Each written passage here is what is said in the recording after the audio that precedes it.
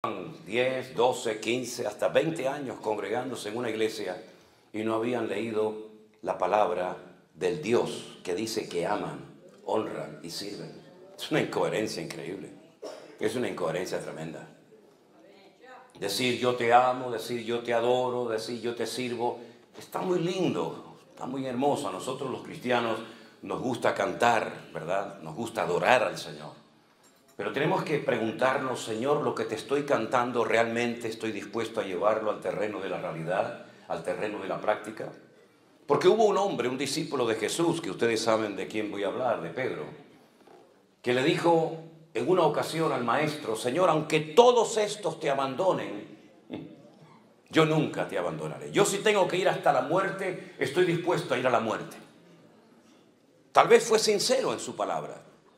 Tal vez fue muy honesto a la hora de decir eso, pero número uno, estás menospreciando a los demás.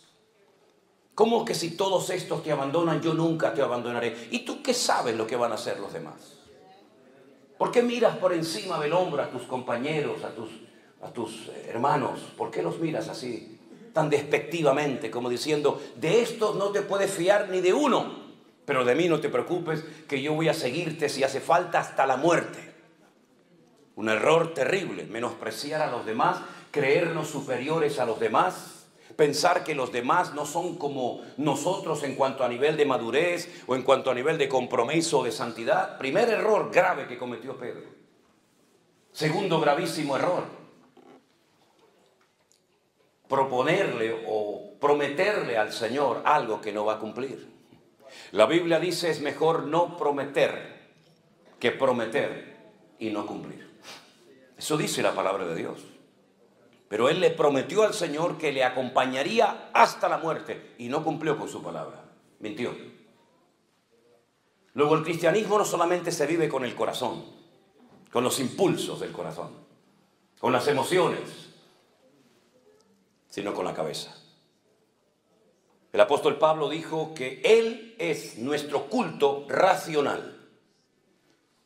No es una locura, no es que yo me emociono. Señor, te seguiré a donde quiera que tú vayas.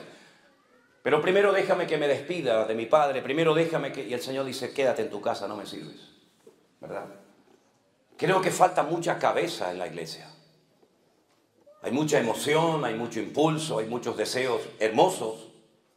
Pero tiene que haber una sana combinación, un equilibrio entre la cabeza y el corazón. Porque de lo contrario, podemos convertirnos en personas emocionales. Y las personas emocionales, dice la Biblia en la carta de Pablo a los Efesios, que son tremendamente fluctuantes. Hoy están, mañana no están. Hoy a por todas, mañana no sé dónde me he metido, etcétera, etcétera, ¿verdad? Así que es cabeza y corazón.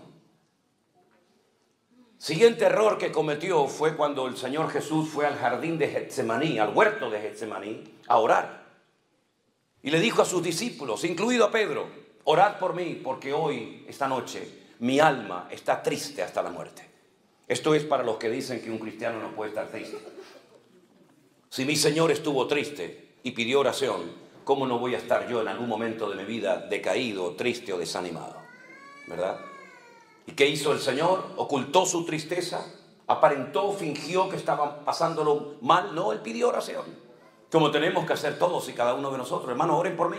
Yo oro por ustedes, ustedes oren por mí. Mutuamente nos apoyamos juntos en el nombre del Señor.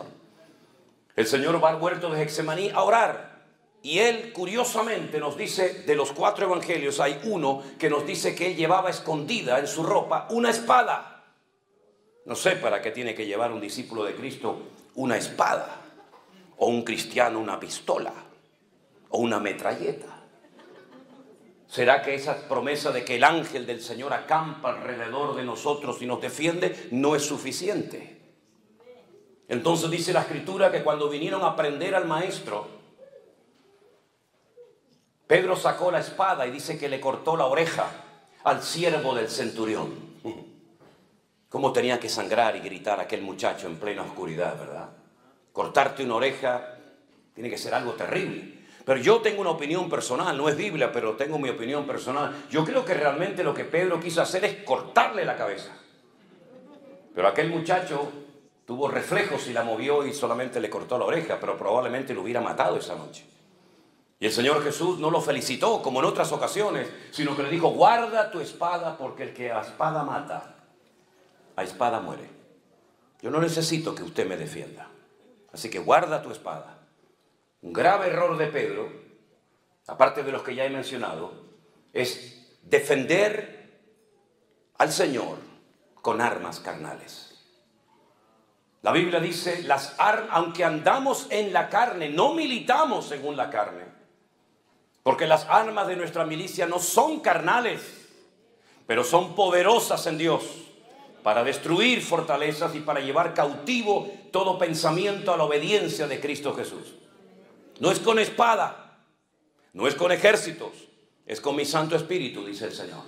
Y la Biblia habla de una espada, pero la espada del Espíritu, que es la palabra de Dios. Y no mis armas carnales, como puede ser el carisma, la elocuencia, la experiencia, etcétera, etcétera. Otro error terrible que cometió Pedro. Pero siguió descendiendo, porque se había olvidado de una palabra que el Señor le había dado esa noche. Antes de que el gallo cante, tú me negarás 3 veces. Cuando hay una palabra del Señor, y en este caso una palabra específica para la vida de Pedro, tú tienes que valorar y tener en cuenta que hay una palabra detrás de tus acciones, detrás de tus actos, y tú no la tienes en cuenta. Tú sigues empeñado en demostrar que tú eres mejor que nadie. Tú sigues empeñado en convencer al Señor de que esa palabra no puede ser así, sino que yo te voy a ser fiel hasta la muerte. Y no fue así, todos lo sabemos. Siguió al Señor cuando es prendido por los romanos, pero lo sigue, dice la Biblia, de lejos. ¿A qué distancia estás viviendo de Cristo? Las ovejas, cuando se separan del rebaño a más de 15 o 20 metros, se pierden porque tienen una muy mala visión. Y por eso se pierden y necesitan de un pastor, porque tienen una vista terrible, un olfato pésimo, un oído pésimo y no tienen sentido de la orientación. Y Pedro seguía al Señor, pero, dice la Escritura, de lejos. Y no se puede seguir al Señor, y menos en estos tiempos, de lejos. No se puede seguir al Señor de lejos. Pero hay un paso más. La Biblia dice que mientras estaban interrogando al Señor en la mazmorra, en la cárcel que tenía uno de los sumos sacerdotes llamado Caifás, él estaba calentándose al fuego junto con los romanos. Dime con quién andas y te diré quién eres, dice el refrán. El que al buen árbol se arrima, buena sombra le cobija. Y Proverbios dice: él anda con sabios y sabio serás. Te estás calentando en un fuego ajeno. Ya tu corazón no arde con el fuego del Señor, sino con un fuego ajeno. ¿Qué conversaciones? ¿Qué bromas? ¿Qué cosas estaban hablando ahí? No es tu lugar. Tú no tienes por qué estar ahí. No vas a tener fuerza para poder soportar la presión que te va a venir encima. Dice la Biblia que las malas, escuche bien esto, las malas conversaciones corrompen las buenas costumbres. Y Pedro estaba en medio de un ambiente que no era el idóneo. No estaba alimentando su fe. No estaba cerca del Señor. Estaba con los romanos calentándose en fuego ajeno. Y entonces, después de estas debilidades, detrás de estos pasos terribles que fue dando progresivamente, apareció en la escena una muchacha que se le queda mirando y le dice a los romanos: oigan, este también es uno de ellos. Y Pedro dice: te equivocas, yo no soy ninguno de ellos. Sí, tú eres uno de ellos. Yo te vi caminando con Jesús y con el resto de sus discípulos. Y negó, y al momento, dice la Biblia, que el gallo cantó. Y entonces es cuando en ese momento sale el Señor de la cárcel, se le queda mirando fijamente. Se cruzan las miradas de Pedro y del maestro, y sin palabras, dice la Biblia, que fue quebrantado y salió de allí llorando amargamente. Acababa de cometer el peor pecado que puede cometer un creyente, que es renegar de su fe en Cristo. No tener el valor para confesarlo públicamente, es decir, esto se llama apostatar. Apostatar de la fe.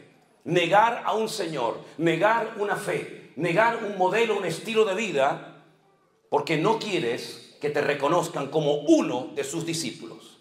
Y entonces dice que se fue y lloró amargamente. No fue a la cruz con el Señor, no estuvo al pie de la cruz, como por ejemplo estuvo Juan y su madre y María Magdalena y otras mujeres, sino que se marchó a llorar. Pero las lágrimas no sirven para nada si no hay un verdadero y genuino cambio en tu corazón. Hay gente que llora porque ha destrozado su vida. Hay gente que llora porque ha perdido su matrimonio. Hay gente que llora porque ha perdido un hijo. Hay gente que llora porque saben que están haciendo algo incorrecto ante los ojos de Dios, pero no hay cambios. Y no es suficiente con llorar, no es suficiente con reconocer, hace falta un arrepentimiento genuino y hace falta una conversión genuina y un compromiso genuino con el Señor. Y Pedro lo único que hacía era llorar y llorar y llorar, pero las lágrimas solamente no cambian a nadie. La historia dice que se llevaron al maestro y efectivamente lo crucificaron. Lo colgaron en un madero.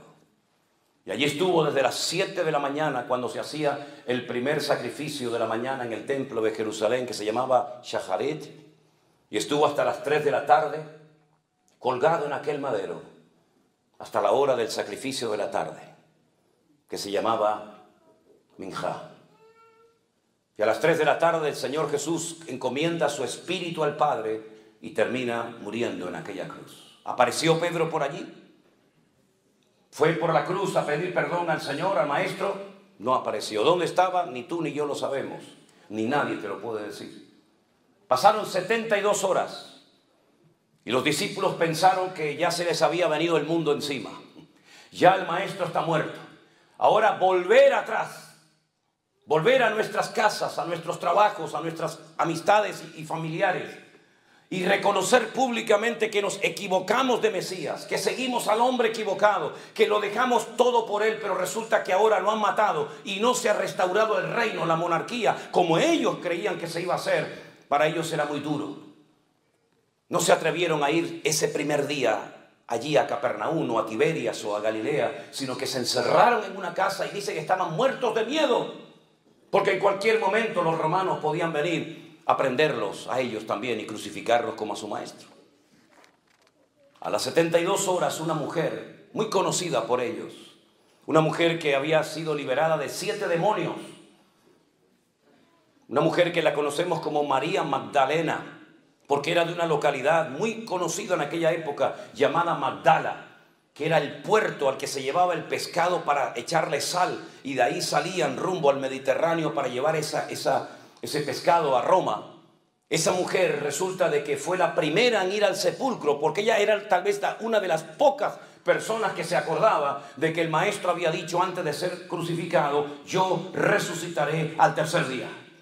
Destruid este templo y lo reedificaré en 3 días. Y se reían de él y le decían: 40 años tardó Herodes en reedificar este templo y tú dices que lo vas a destruir y en 3 días lo reedifica. Pero dice la Escritura, pero él hablaba del templo de su cuerpo. Juan no fue al sepulcro a los 3 días, no fue tampoco Pedro, no fue Santiago, no fue Bartolomé, no fue Felipe, no fue Tomás. Fue una mujer acompañada seguramente de otras, y cuando llega al sepulcro se da cuenta de que la tumba está abierta y vacía, y comienza a llorar, y comienza a llorar. Probablemente le pasó por la mente: han profanado la tumba, se han llevado el cuerpo de mi Señor. Y entonces encuentra a alguien que le dice: dime dónde lo han llevado, que yo me lo llevo. Es increíble, ¿verdad? Y en ese momento oye una voz que le dice: María. Y ella reconoce, porque las buenas ovejas reconocen la voz de su pastor. Y le dice: no sigas llorando, María, no busques entre los muertos al que vive, porque ha resucitado. Y ella va corriendo a esa habitación, a ese aposento alto, a esa casa, donde los discípulos están muertos de miedo, llorando, temblando, porque piensan que también sus vidas van a morir en cualquier momento. Y cuando llega les dice: el Maestro está vivo, lo he visto, he hablado con él, está vivo. Y le dicen: ¿cómo que está vivo? Salen corriendo al sepulcro y dice la Biblia que Juan llegó primero, pero no entró. Y después llegó Pedro y dice: entró, vio y creyó. Y vio una tumba vacía. Vio el sudario bien puesto, bien colocado en la tumba, lo cual significa, cuando un comensal, cuando una persona estaba comiendo, y por ejemplo tenía que ausentarse para atender a alguien o ir al baño o lo que fuera, si iba a volver, dejaba bien doblada la servilleta.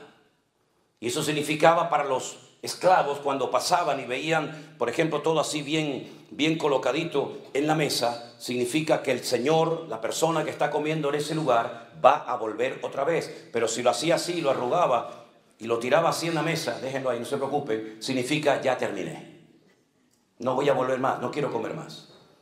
Y cuando el Señor Jesucristo resucitó, dice que el sudario y todo lo que le habían colocado alrededor de su cabeza y de su cuerpo estaba bien doblado, bien colocado en su sitio, lo cual significa volveré otra vez. Y por eso entró, vio y creyó, dice la Biblia. Y la tumba estaba vacía y pudieron entrar porque aquella roca enorme que rodaba y quedaba herméticamente cerrado el sepulcro estaba rodada. Pero como he dicho en muchas ocasiones, la piedra no se movió para que pudiera salir el Señor. La piedra se movió para que ustedes que no creen puedan entrar y ver que la tumba está vacía. Aleluya, gloria a Dios. Y entonces él creyó, pero aún no le ha visto. Pero es que María Magdalena no solamente había hablado con el maestro, sino que había recibido un mandato. Y le dijo, escuchen bien esto, porque esto es para mí tremendamente interesante. Le dice María Magdalena, el Señor le dice a María Magdalena, vete a mis discípulos y diles que vayan a Galilea, que allí me encontraré con ellos, y a Pedro. Dice, dile a mis discípulos, y a Pedro, que vayan a Galilea. ¿Por qué dice discípulos y aparte pone a Pedro? Porque tú dijiste públicamente, delante de muchos testigos, y en la Biblia con que hubiera 2 testigos, máximo 3 ya era suficiente. Y tú dijiste delante de muchos testigos que tú no me conocías, que tú no querías saber nada conmigo, que tú no te identificabas conmigo, por lo tanto ya no eres un discípulo. Pero díganle también a Pedro que suba. Le hubiéramos dicho nosotros al Señor, a Pedro, si hubiéramos sido el maestro, sube también tú a Galilea, o le hubiéramos dicho, mira, ¿tú para qué vas a subir? Si en el momento más necesario de mi vida no apareciste. ¿Cómo puedo confiar en un hombre que me promete una serie de cosas y luego no las cumple? Yo no me fío de ti, yo no puedo darte otra vez otra oportunidad, porque tú has fallado a todo lo que has dicho. No has acertado ni una, querido. Pero sin embargo el Señor en la Biblia nos enseña que no solamente salva y libera y sana, sino que también el Señor de la Biblia es un Dios que restaura a la gente que ha caído y tropezado. Y entonces Pedro necesitaba ser restaurado. Pero ¿cómo va a ser restaurado un hombre que acaba de negar hace 72 horas al maestro? Vamos a verlo en la Biblia. Algunos decían, hoy no va a leer la Biblia el pastor. Sí, pasa que esto es una introducción a lo que voy a predicar ahora, para situarnos, ¿no? En el último capítulo del Evangelio de Juan, si ustedes leen el Evangelio según San Juan, es diferente totalmente al de Mateo, Marcos y Lucas. Se estudia aparte en las escuelas bíblicas, se estudia aparte porque es un evangelio completamente diferente, la estructura gramatical, el estilo, etc. Y en el último capítulo aparece algo que solamente lo cuenta Juan. Ni Mateo, ni Marcos, ni Lucas contaron lo que allí estaba a punto de suceder. Dice en Juan capítulo 21, yo espero que ustedes no sean de esos creyentes que están de moda, que ya no vienen con la Biblia a la iglesia o al culto. Siempre digo, si usted no trajo Biblia, siéntese al lado de un hermano que seguramente la ha traído. Incluso algunos prefieren traerla en el teléfono celular para que la gente, los vecinos nos digan, ah, mira, es cristiano, va con la Biblia. Espero que usted no sea uno de esos, ¿verdad? Juan capítulo 21 dice, vamos a leer a partir del verso 1. Después de esto, Jesús se manifestó otra vez a sus discípulos junto al mar de Tiberias y se manifestó de esta manera. Estamos en el norte de Israel, estamos en el mar de Tiberias o Genesaret o el Kineret. Y allí estaban juntos Simón Pedro, Tomás, llamado el Dídimo, la palabra Dídimo significa gemelo, era gemelo de otra persona. Natanael, el de Caná de Galilea, los hijos de Zebedeo, y los otros y 2 de sus discípulos. Simón Pedro les dijo, voy a pescar. Y ellos le dijeron, vamos nosotros también contigo. Fueron y entraron en una barca y aquella noche no pescaron nada. Nada. Cuando ya iba amaneciendo, fíjense, se fue de noche a pescar y ya está amaneciendo. Es decir, ha estado toda la noche intentando pescar. Y cuando ya iba amaneciendo, se presentó el Señor Jesús en la playa, mas los discípulos no sabían que era Jesús. Y les dijo: hijitos, ¿tenéis algo de comer? Y le respondieron: no. Él les dijo: echad la red a mano derecha de la barca y hallaréis. Entonces la echaron y ya no podían sacar por la gran cantidad de peces. Entonces aquel discípulo a quien Jesús amaba le dijo a Pedro: es el Señor. Simón Pedro, cuando oyó que era el Señor, se ciñó la ropa porque se había despojado de ella, se echó al mar, y los otros discípulos vinieron con la barca arrastrando la red de peces, pues no distaban de tierra como 200 codos. Al descender de la barca a tierra, vieron puestas unas brasas y un pez encima de ellas y pan. Jesús les dijo: traed de los peces que acabáis de pescar. Subió Simón Pedro y sacó la red a tierra llena de grandes peces, 153. Y aún siendo tantos, la red no se rompió. Jesús les dijo: venid y comed. Y ninguno de los discípulos se atrevía a preguntarle: ¿tú quién eres?, sabiendo que era el Señor. Vino pues Jesús y tomó el pan y les dio, y asimismo del pescado. Esta era la tercera vez que Jesús se manifestaba a sus discípulos después de haber resucitado de los muertos. Podríamos hablar mucho acerca de esto, pero quiero destacar lo siguiente. Días atrás el Señor le había pedido a Pedro, a Jacobo y a Juan que fueran con él al huerto de Getsemaní a orar junto con él, ¿se acuerdan? ¿Y qué pasó? Se quedaron dormidos. Los despertaba y se volvían a quedar dormidos. Los despertaba y se volvían a quedar dormidos. Y ya la tercera vez le dijo el Señor: seguid durmiendo. ¿No habéis podido velar conmigo una hora?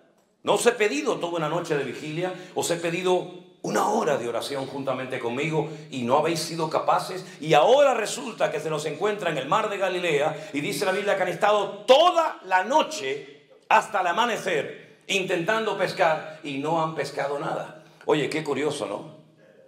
3 días atrás te quedabas dormido cuando te pedí que oraras por mí una hora, y ahora para tu trabajo has estado toda la noche sin obtener ningún tipo de resultado y no te ha entrado sueño. Qué cosa más rara, ¿no? Bueno, eso pasa hoy en día también a algunos cristianos. Hermano, no tengo tiempo para leer la Biblia, no tengo tiempo para ir a la iglesia, no tengo tiempo para las cosas del Señor, pero luego para tu trabajo siempre te las arreglas para tener tiempo. Eso pasa en Europa. En Estados Unidos diferente, porque ustedes están en un nivel espiritual superior al nuestro. Nosotros de la vieja Europa estamos todavía en pañales. Ustedes ya han superado esto, ¿verdad? Bueno, está bien. Cuando hubieron comido, ya están satisfechos, ya han comido, ¿no? Ya están contentos. Ok, ahora viene. Fíjense cómo el Señor restauró a Pedro. Jesús le dijo a Simón Pedro: Simón, hijo de Jonás. No el Jonás del Antiguo Testamento, evidentemente, otro Jonás, ¿no? ¿Por qué le menciona al Padre? ¿Qué tiene que ver el nombre del Padre con lo que el Señor está a punto de hacer en Pedro? Simón, hijo de Jonás, ¿me amas? ¿Me amas más que estos? Y él le respondió: sí, Señor, tú sabes que te amo. Y él le dijo: apacienta mis corderos. Jonás fue un profeta que sabía la voluntad de Dios, pero fue un profeta rebelde. No quiso poner en práctica el llamado de Dios para su vida. Y por eso te estoy mencionando el nombre de tu padre, porque has actuado hace unos días atrás exactamente igual, bajo la misma rebeldía y desobediencia de aquel profeta del Antiguo Testamento llamado Jonás, que estaba en Israel. El Señor lo manda a Nínive y él coge un barco en Jaffa o en Jope y se va en dirección opuesta rumbo a España, donde está Tarsis, en el sur de España. Y tú has sido exactamente igual. Tú prometiste un montón de cosas. Tú dijiste que ibas a estar allí. Tú dijiste que aunque todos me abandonaran, contigo se podía contar. Tú has sido otro Jonás, que sabías lo que tenías que hacer, pero no lo cumpliste. Por eso le recuerda el Señor el nombre de su papá, de Jonás. el profeta rebelde. Y le pregunta al Señor, ¿tú me amas? Y Pedro, como siempre, con esto, con el corazón, no con la cabeza. Sí, sí, sí, sí, sí, sí, sí, sí, sí, sí, sí. Cristo, yo te amo. Bueno, pues si me amas, demuéstralo. Apacienta mis ovejas, involúcrate en mi reino, involúcrate en mi obra, atiende a la gente, haz algo, mijo. No estés ahí, bendíceme, ayúdame, prospérame. Tal vez por eso el Señor nos llamará ovejas, porque todo lo que pedimos termina en me. Bendíceme, cúrame, sáname, guíame, muéstrame, ¿verdad? Apacienta mis ovejas, involúcrate, haz algo, métete en el barro y mánchate también junto con los demás. Como parece ser que la respuesta fue muy precipitada y nada pensante, el Señor volvió la segunda vez a preguntarle, Simón, hijo de Jonás, ¿me amas? Pedro le respondió, sí, Señor, tú sabes que te amo. Entonces le dice, pastorea mis ovejas. Lo vuelve otra vez a poner en primera línea. Estoy dándote una segunda oportunidad. Estoy volviendo a confiar en ti. Tú me has negado, pero yo te vuelvo a restaurar. Yo te vuelvo a poner en primera línea, apacentando las ovejas, apacentando mis corderos, atendiendo a la gente. Te estoy restaurando, te estoy dando otro voto de confianza. Aprovechalo. Y la tercera vez le dice el Señor, Simón, hijo de Jonás, ¿me amas? Parece que ahora entendió. A la tercera va la vencida, dicen por ahí, ¿no? Pedro se entristeció de que le dijese la tercera vez. 3 veces me negaste. 3 veces tendrás que confesar públicamente delante de estos testigos que tú me amas. Señor, tú lo sabes todo. Tú sabes que yo te amo. Jesús le dijo, pues, apacienta mis ovejas. El Nuevo Testamento se escribió en griego. Y en el griego, como bien saben ustedes, hay varias palabras para hacer referencia al amor. No es como en nuestros idiomas que hay una y ya está. Y por el contexto tienes que interpretar a qué tipo de amor estamos haciendo referencia. En el griego no. En el griego, igual que en el hebreo, hay palabras concretas y específicas para que la gente no malinterprete el mensaje. Está la palabra eros, está la palabra fileo y está la palabra ágape. Las 3 hablan de amor, pero de distintos amores. El amor ágape, para más información, lo pueden encontrar descrito perfectamente por la pluma de Pablo en 1 Corintios capítulo 13. El amor nunca deja de ser, todo lo cree, todo lo soporta, todo lo espera, ¿verdad? No se irrita, no guarda rencor, no busca lo suyo. Ese es el amor ágape. Y el Señor le está diciendo en el texto griego, le dice, Pedro, ¿tú me agapeas? Y Pedro le responde, Señor, yo te fileo. Eso no se puede ver en ningún otro idioma más que en el texto original. Si yo te estoy pidiendo este nivel de amor y tú me estás bajando el listón y me dices te amo, pero no como yo te amé a ti, sino como tú crees que me puede llegar a mí, y a mí no me sirve con ese amor tan bajo que tú me estás diciendo tener por mí. El amor, si es verdaderamente auténtico y un amor ágape como el de Dios, es un amor que está dispuesto a sufrir, está dispuesto a pasar desapercibido por amor a la otra persona. Está dispuesto a darle una oportunidad a la persona que te ha ofendido. Por eso yo creo que el gran pecado de la iglesia no es que ha caído en falsas doctrinas, que también, por cierto. El gran pecado de la iglesia no son las divisiones internas que nos han caracterizado durante años, que las hay también. El gran pecado de la iglesia y de todos nosotros es que no amamos a Dios como lo deberíamos de amar. Somos capaces de estar 1 hora cantando y repitiendo lo mismo, pero en el fondo realmente amamos a Dios por encima de padre, de madre, de dinero, de trabajo, de nuestra propia vida. Amamos realmente a Dios. Cuando le preguntaron al Señor cuál es el mayor y principal mandamiento, podía haber citado cualquiera. Hay 613 mandamientos en la ley de Moisés. Y él dijo, el principal mandamiento de todos es este: Escucha, Israel, el Señor nuestro Dios uno es. Y amarás al Señor tu Dios con toda tu alma, con todas tus fuerzas y con todo tu corazón. Y estas son las primeras palabras que aprende un niño de labios de su propio padre. Y las repiten por la mañana, y las repiten por la tarde, y las repiten por la noche, todos los días de su vida. Shema Israel Adonai Eloheinu Adonai Echad. Ve'ahavta Adonai Elohecha bechol levavecha uchol nafecha uchol meodecha. Todos los días repiten esto. Amar a Dios, amar a Dios, amar a Dios, amar a Dios. Amar a Dios con todas las fuerzas. ¿Qué significa? Que tengo que apretar así todos mis músculos para decir te amo, te amo. No, es con todos mis recursos.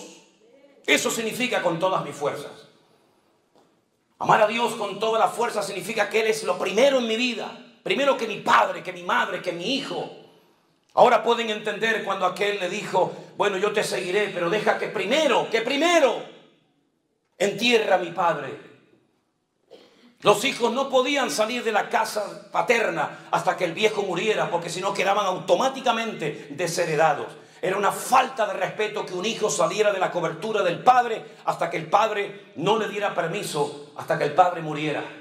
¿Cuánto podía durar el hombre? 10 años, 20 años, 40, no sé cuánto. Pero el Señor le dijo, no me sirves. Porque si pones primero a tu padre, o a tu madre, o a tu trabajo, o a lo que sea, no eres digno de ser mi discípulo. Porque amarás al Señor por encima de todo y de todos. Ahora entendemos la repercusión de la vida, el impacto en el mundo espiritual que tuvo Abraham cuando el Señor le dijo, sal de tu tierra y sal de tu parentela. Hizo todo lo contrario a aquel que dijo, deja que primero entierre a mi padre. Deja que primero me despida de mi familia. Deja que quede bien con ellos y le explique a lo que me voy a dedicar y tratar de llevarme bien con ellos. Y cuando yo tenga el problema social o familiar resuelto, entonces te sigo. No hay condiciones cuando Dios nos llama. Es sí o sí, todo o nada. O entras o sales, no hay medias tintas. O siembras o esparramas. No hay condiciones a la hora de obedecer al Señor. Por eso hoy vuelvo a repetir, amamos realmente al Señor. Yo creo que en lo más profundo de nuestro corazón no somos conscientes de lo que significa yo amo a Dios. Amar a Dios es mucho más que leer la Biblia. Amar a Dios es mucho más que dar una ofrenda en un culto. Amar a Dios es mucho más que hablar en lenguas o levantar las manos o pagar diezmos y ofrendas o primicias y todo eso que se han inventado algunos por ahí. Amar a Dios es mucho más que cantar unas alabanzas un domingo a la mañana o un jueves a la tarde. Amar a Dios significa que ya no vivo yo, mas vive Cristo en mí. Y si tengo que dejar a mi trabajo, y tengo que dejar mi vida misma para servir al Señor, estoy dispuesto a hacerlo. Y por eso el Señor está diciendo, ¿tú me amas o no me amas? ¿Entiendes lo que te estoy preguntando? ¿Entiendes la repercusión, el alcance y la profundidad del llamado y de lo que te estoy preguntando? Así que si me has respondido, sí Señor, tú lo sabes todo, tú sabes que te amo, sí, pues agárrate a lo que te voy a decir ahora. Te voy a dar una profecía, ya te la di en su momento y no la creíste. Cuando te dije, antes de que el gallo cante, me negarás 3 veces. No la creíste, menospreciaste la palabra, seguías insistiendo en que no es así. No, Señor, no es así. Bueno, pues te voy a dar otra vez si ahora lo entiendes. Cuando tú eras joven, Pedro, te ceñías, ibas a donde querías. Le está diciendo el Señor, en otras palabras, has hecho toda tu vida lo que te ha dado la gana. Ahora voy aquí, ahora voy allá. Es decir, tienes una agenda tú. Y en esa agenda hay gente que quiere meter a Dios. Pero Dios no tiene que ser puesto en ninguna agenda personal o privada. Es más, con Dios no se usa agenda, porque Él es mi agenda propia. Así que cuando eras joven, te recuerdo que te ceñías, ibas a donde querías. Es decir, eras un caballo desbocado, hacías lo que te daba la gana, hablabas con quien te daba la gana, ¿verdad? Mas cuando ya seas viejo, es decir, cuando madures, estos son eufemismos, es una forma de transmitir un mensaje. Como cuando Pablo dijo, cuando yo era niño, ¿se acuerdan? Yo hablaba como un niño, pensaba como un niño, juzgaba como un niño. Mas cuando ya fui hombre, cuando maduré, cuando crecí, dejé lo que era de niño. Así es que hay una etapa en tu vida de infantilismo. Hay una etapa en tu vida de rebelión. Hay una etapa en tu vida que te identificas con Jonás, el profeta rebelde y desobediente. Todo eso tienes que dejarlo atrás, porque cuando crezcas, ¿qué significa? Cuando seas viejo, cuando madures, Pedro, extenderás tus manos y te ceñirá otro y te llevará a donde tú no quieras. Fíjate tú lo que le está diciendo. Aun cuando seas viejo, todavía tu voluntad será tu peor enemigo, Pedro. Te van a llevar a la muerte, te van a llevar a la crucifixión y todavía tendrás una lucha en tu interior tremenda. ¿Cómo puedo vencer esa lucha interior? Ese enemigo que llevo dentro. Esa batalla que se parece a aquella batalla que tenía aquella mujer embarazada cuando decía, Dios mío, se están matando, se están peleando, se están dando patadas y puñetazos mis hijos en mi vientre. ¿Pero esto qué es? ¿Qué me pasa? Tengo una lucha dentro de mis entrañas. Y se fue a consultar con el Señor y le dijo, es que llevas 2 en tu vientre. Y por eso esos 2, uno representa la carne y otro representa el espíritu, y son antagónicos, son opuestos, van a ser enemigos toda la vida. Y hablo de Jacob y Esaú, ¿se acuerdan? Pues en nuestro interior llevamos una batalla, una guerra.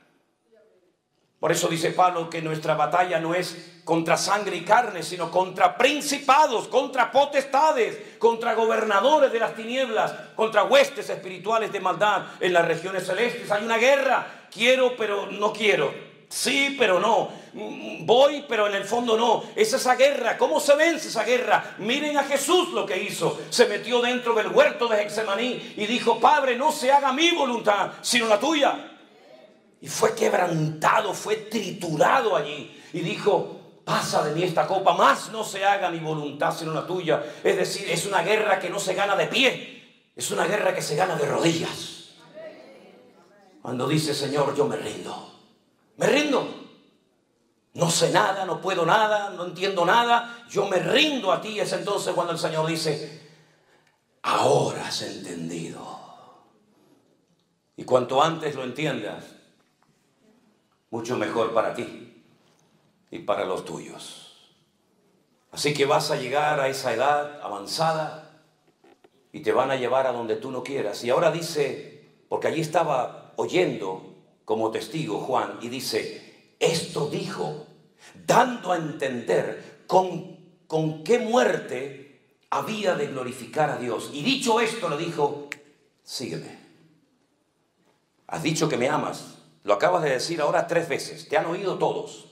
Tú sabes que te amo, tú sabes que te amo, Señor. Tú sabes que te amo más que a la pesca, más que a mi familia, más que a la red, más que a la barca. Te amo. ¿Me amas? Muy bien, perfecto. Te pones a trabajar desde ahora mismo. Porque yo te saqué de ese trabajo para convertirte y prepararte y capacitarte para que fueras pescador de almas. Y has vuelto otra vez atrás. Te saqué de ahí y te vuelves otra vez atrás. Y en ese acto de desobediencia has arrastrado a Tomás, a Juan, a Santiago y a otros. Así que sal de ahí, sígueme. Y quiero que sepas que el premio que te voy a dar al final de la carrera es que te voy a dejar que te maten, que te cuelguen, que te crucifiquen exactamente igual que me hicieron a mí. Oh. Amamos al Señor. Amamos al Señor. ¿Quién está soñando con jubilarse? No sé cómo llaman, jubilarse, con retirarse y decir, bueno, yo cuando tenga una cierta edad me compraré un rancho con mis caballos, mis gallinas, mis ovejas. Disfrutaré de la vida, viajaré por Europa, iré por aquí, iré por allá, iré a ver al pastor Manolo Sierra a Tenerife, iré con él a Israel, me compraré mi buen auto y terminaré mis días rodeado de mis nietos y de mis bisnietos y etcétera, etcétera. El Señor le dijo, olvídate de eso. La guinda, la corona del pastel va a ser que termines tus días crucificado, dando tu vida por mí. ¿Te imaginas que el Señor nos dijera eso a nosotros? Gracias a Dios que no sabemos de qué vamos a morir, ni cuándo, ni dónde. Gracias a Dios que no sabemos si moriremos de un accidente de tráfico, de una caída de un avión o de lo que sea. Gracias a Dios que no lo sabemos, pero Él sí lo sabía. Él sí sabía de que iba a morir. Y vivió con esa presión, por decirlo de alguna manera, durante toda su vida, hasta que en Roma lo agarra Nerón y le dice: aquí lo tenemos, ya lo hemos encontrado. Te vamos a dar el honor de morir como tu maestro. ¿No dicen ustedes que murió crucificado? Vamos a crucificarte a ti también. Y dijo: sí, pero os voy a pedir un gran favor. Ya no me considero ni digno de morir como él. Ya he madurado, ya he cambiado. Por favor, crucifíqueme, pero con la cabeza para abajo y con los pies para arriba. Y tú dices: Dios mío, qué madurez, qué crecimiento, qué desarrollo experimentó este hombre que cayó, negó al Señor, pero terminó dando su vida por la causa del Evangelio de Cristo Jesús. Si en esta mañana hay entre nosotros alguien que cayó de la gracia de Dios, que se apartó del camino, que incluso servías al Señor predicando, cantando o haciendo cualquier otra función, pero por el motivo que sea te has apartado y enfriado y alejado por años de los caminos del Señor, hoy el Señor te llama y te dice: venid a mí, ven a mí, que yo te puedo restaurar como restauré a Pedro, como restauré a David y como restauré a tantos y a tantos que a lo largo de la historia me conocieron, tropezaron, cayeron, pero se lograron levantar para la gloria mía. Cierra tus ojos en esta mañana y pregúntate a ti mismo: ¿amo yo verdaderamente al Señor a esta altura y nivel? ¿Lo amo verdaderamente a mi Rey y a mi Señor?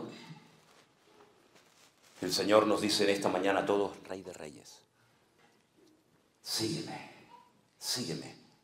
La canción que es mía, la de Rey de Reyes.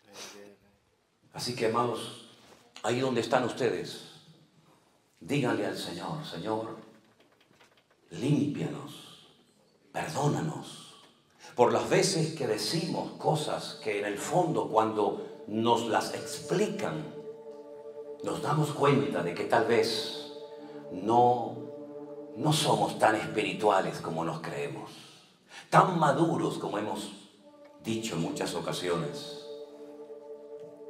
Que Dios restaure nuestra comunión y nuestra relación con Él, porque es lo más hermoso que tenemos en esta vida, nuestra relación con Dios. Y hoy vamos a participar del pan y del vino, que es un momento crucial, un momento importantísimo en la vida de un creyente, porque vamos a recordar su sacrificio, su muerte, cómo se derramó su sangre en la cruz. Pero también, gloria a Dios, vamos a recordar su triunfo, su victoria, su resurrección de entre los muertos. Aleluya. Su ascensión a los cielos y su venida también nuevamente a la tierra. Preparen sus corazones para encontrarse con Él en esta mañana y poder participar, como dice la Escritura, dignamente del pan y del vino. Nos ponemos de pie y alabamos a nuestro Dios. Rey de reyes, Señor de señores, admirable, consejero, Dios fuerte, Manuel, Dios con nosotros, el Cordero que fue inmolado, eres signo de tomar el poder, las riquezas, la sabiduría, la fortaleza, la honra, la gloria y la alabanza por los siglos de los siglos. Amén. Rey de reyes, Señor de señores, admirable. Aleluya. Jeremías, los hermanos que van a repartir la Santa Cena pueden pasar al frente, ¿sí? Sí, van a pasar cada quien en la mesa. Ok, gracias. El Cordero que fue inmolado, eres digno de tomar el poder, las riquezas, la sabiduría, la fortaleza, la honra y la gloria y la alabanza por los siglos. Vamos arriba. Amén. Cántelo conmigo, iglesia. Rey de reyes, Señor de señores, admirable, consejero, Dios fuerte, Manuel, Dios con nosotros, el Cordero que fue inmolado, eres digno de tomar el poder, las riquezas, la sabiduría, la fortaleza, la honra y la gloria y la alabanza por los siglos de los siglos. Amén. Por los siglos de los siglos. Amén. Por los siglos de los siglos. Amén.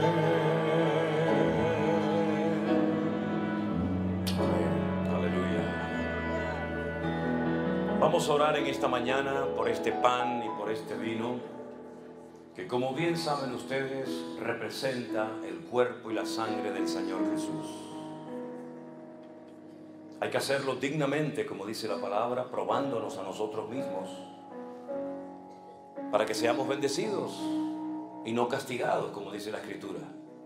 Pablo le decía a los hermanos de Corinto: por eso hay tanta gente débil y enferma, e incluso algunos han muerto y duermen en la iglesia, porque hacéis las cosas incorrectamente, no dignamente.